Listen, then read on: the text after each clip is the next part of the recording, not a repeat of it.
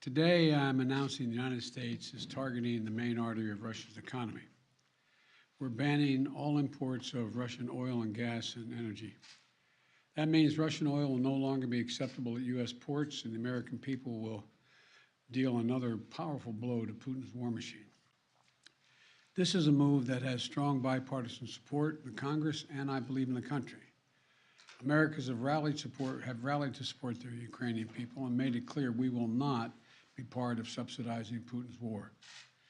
We made this decision in close consultation with our allies and our partners around the world, particularly in Europe, because a united response to Putin's aggression has been my overriding focus, to keep all NATO and all of the EU and our allies totally united. We're moving forward with this ban, understanding that many of our European allies and partners may not be in a position to join us. The United States produces far more oil domestically than all the European countries combined. In fact, we're a net exporter of energy. So we can take this step when others cannot. But we're working closely with Europe and our partners to develop a long-term strategy to reduce their dependence on Russian energy as well. Our teams are actively discussing how to make this happen, and today we remain united. We remain united in our purpose to keep pressure mounting on Putin and his war machine. This is a step that we're taking to inflict further pain on Putin, but there will be cost as well here in the United States. I said I would level with the American people from the beginning, and when I first spoke to this, I said defending freedom is going to cost. It's going to cost us as well in the United States. Republicans and Democrats understand that. Republicans and Democrats alike have been clear that we must do this. Over the last week, I've spoken with President Zelensky several times to hear from him about the situation on the ground and to consult and continue to consult with our European allies and about U.S. support for Ukraine and the Ukrainian people. Thus far, we've provided more than $1 billion in security assistance to Ukraine. Shipments of defensive weapons are arriving in Ukraine every day from the United States, and we, the United States, are the ones coordinating the delivery of our allies and partners of similar weapons, from Germany to Finland to the Netherlands. We're working that out. We're also providing humanitarian support for the Ukrainian people, both those still in Ukraine and those who have fled safely to a neighboring country. We're working with humanitarian organizations to surge tens of thousands of tons of food, water, and medical supplies into Ukraine, and with more on the way.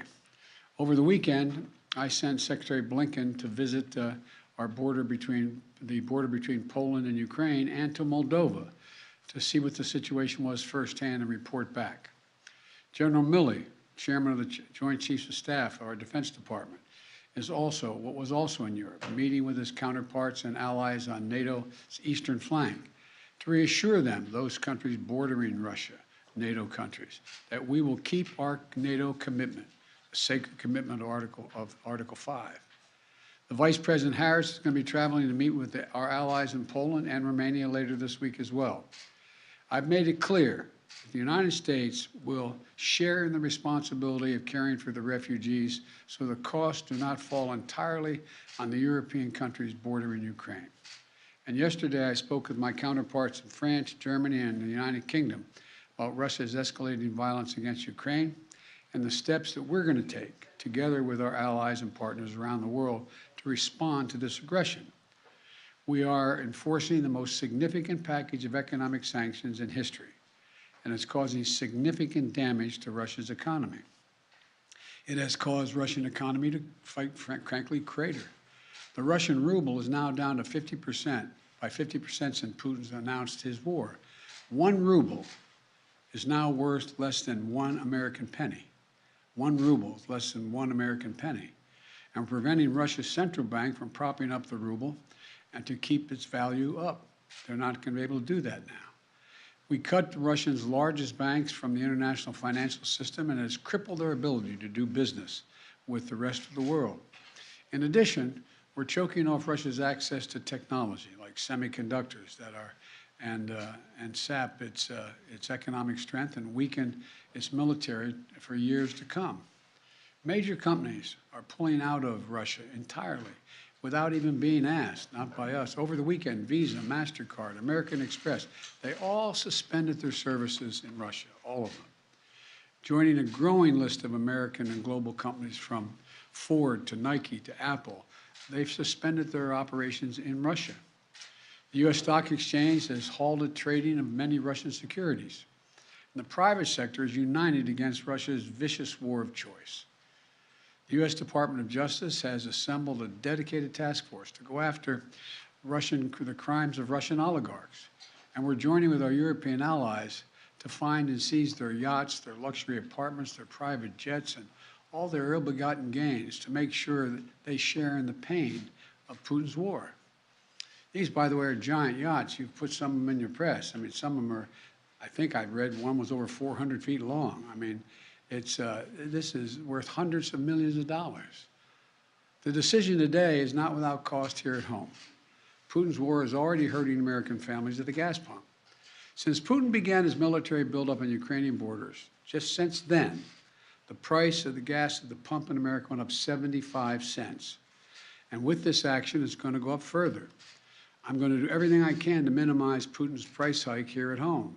In coordination with our partners, we've already announced that we're releasing 60 million barrels of oil from our joint oil reserves. Half of that, 30 million, is coming from the United States. And we're taking steps to ensure the reliable supply of global energy. We're also going to keep working with every tool at our disposal to protect American families and businesses. Now, let me say this.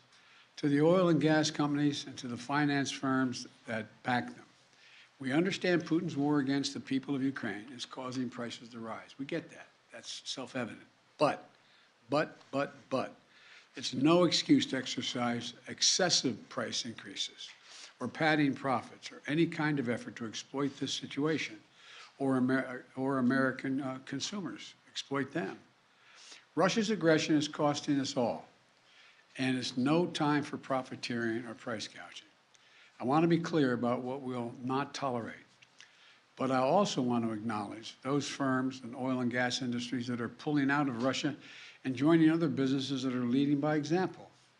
This is a time when we have to do our part and make sure we're not taking advantage. Look, let me be clear about two other points. First, it's simply not true that my administration or policies are holding back domestic energy production. That's simply not true. Even amid the pandemic, companies in the United States pumped more oil during my first year in office than they did during my predecessor's first year. We're approaching a record levels of oil and gas production in the United States, and we're on track to set a record of oil production next year. In the United States, 90% of onshore oil production takes place on land that isn't owned by the federal government. And of the remaining 10% that occurs on federal land, the oil and gas industry has millions of acres leased. They have 9,000 permits to drill now. They could be drilling right now, yesterday, last week, last year. They have 9,000 to drill onshore that are already approved. So let me be clear. They are not using them for production now. That's their decision. These are the facts. We should be honest about the facts. Second, this crisis is a stark reminder to protect our economy over the long term, we need to become energy independent. I've had numerous conversations over the last 3 months with our European friends of how they have to wean themselves off of Russian oil. It's just not tenable. It should motivate us to accelerate the transition to clean energy. This is a perspective that our European allies share, and the future where together we can achieve greater independence. Loosening environmental regulations or pulling back clean energy investment won't, let me expand, will not lower energy prices for families. But transforming our economy to run on electric vehicles powered by clean energy with tax credits to help American families winterize their homes and use less energy, that will help. And if we do what we can, it will mean that no one has to worry about the price of the gas pump in the future. That'll mean tyrants like Putin won't be able to use fossil fuels as weapons against other nations. And it will make America a world leader, manufacturing and exporting clean energy technologies of the future to countries all around the world. This is the goal we should be racing toward. Over the last 2 weeks, Ukrainian people have inspired the world, and I mean that in a literal sense. They've inspired the world with their bravery, their patriotism, their defiant determination to live free. Putin's war has caused enormous suffering and needless loss of life of women, children, everyone in Ukraine, both Ukraine and, I might add, Russians. Ukrainian leaders, as well as leaders around the world, have repeatedly called for a ceasefire, for humanitarian relief, for real diplomacy. But Putin seems determined to continue on his murderous path, no matter the cost. Putin's now targeting cities and has been targeting cities and civilians, schools, hospitals, apartment buildings. Last week, he attacked the largest nuclear power plant in Europe with an apparent disregard for the potential of triggering a nuclear meltdown. He has already turned 2 million Ukrainians into refugees. Russia may continue to grind out its advance at a horrible price, but this much is already clear. Ukraine will never be a victory for Putin. Putin may be able to take a city, but he'll never be able to hold the country. And if we do not respond to Putin's assault on global peace and stability today, the cost of freedom and to the American people will be even greater tomorrow. So we're going to continue to support the brave Ukrainian people as they fight for their country. And I call on Congress to pass the $12 billion Ukraine assistance package that I have asked them for of late. Ukrainian people are demonstrating by their physical courage that they are not about to just let Putin take what he wants. That's clear. They'll defend their freedom, their democracy, their lives. And we're going to keep providing security assistance, economic assistance, and humanitarian assistance. We're going to support them against tyranny, oppression, violent acts of subjugation. People everywhere, and I think it's maybe even surprised some of you all, people everywhere are speaking up for freedom. And when the history of this war is written, Putin's war on Ukraine will have left Russia weaker and the rest of the world stronger. May God bless all those heroes in Ukraine. And now I'm off to Texas. Thank you very, very much. I know there's a lot of questions.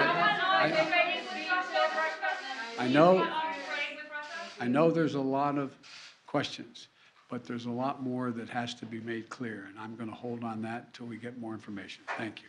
Appreciate it.